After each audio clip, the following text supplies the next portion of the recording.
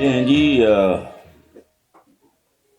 हसान अख्तर हैं कराची से। वो कहते हैं जी बिलावल भुट्टो ने इमरान खान को 24 घंटे का अल्टीमेटम दिया है। आपको क्या लगता है बिलावल पाकिस्तानी वजीर आजम का तख्ता उलट सकता है?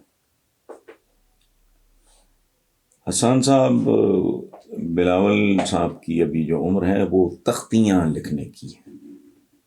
वो तख्ती तुख्ती तो उलट सकते हैं, उस पे जो चाहें बयान लिख सकते हैं, तकरीर लिखने पढ़ने की प्रैक्टिस कर सकते हैं।